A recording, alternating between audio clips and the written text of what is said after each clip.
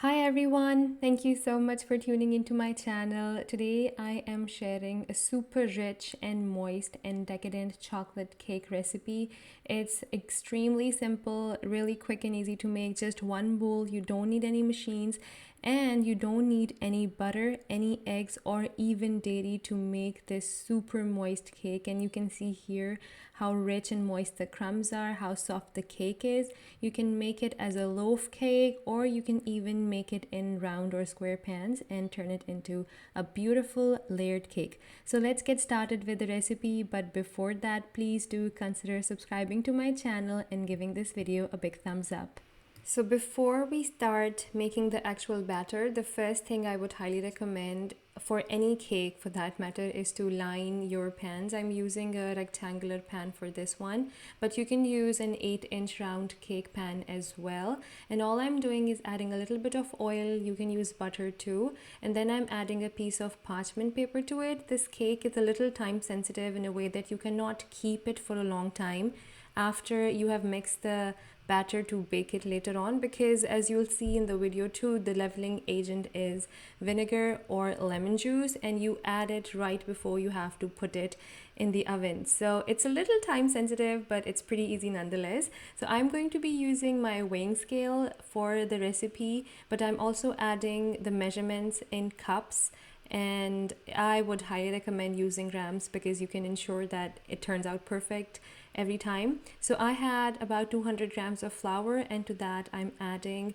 55 grams of Dutch processed cocoa powder. You can use any cocoa powder of your choice. I just seem to love the flavor of the Dutch processed one.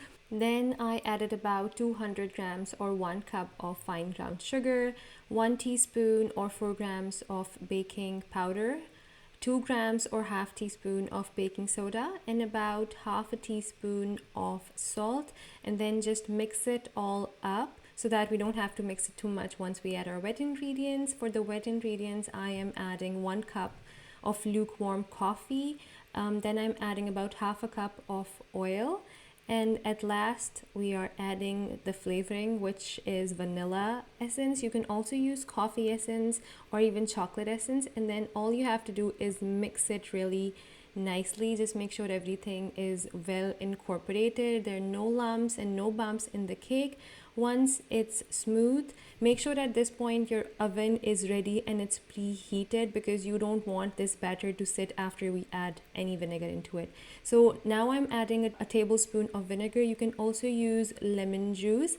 The vinegar is going to react with the baking soda and the baking powder, and this is what's going to help your cake to rise and become fluffy and give it that beautiful texture. And you'll see that once you add the vinegar, the cake batter, it gets a little thinner compared to before. And now it's time to add it into the pan that we prepared earlier in the video. Make sure it's all evened out and leveled once you pour it into your pan. You can also use round or a square cake pan, whatever you have available. If you're using round or square, make sure it's about 8 to 9 inches in diameter. Then we're going to be baking it at 350 degrees Fahrenheit for about 25 to 30 minutes. Just insert a toothpick into it and see if it comes clear.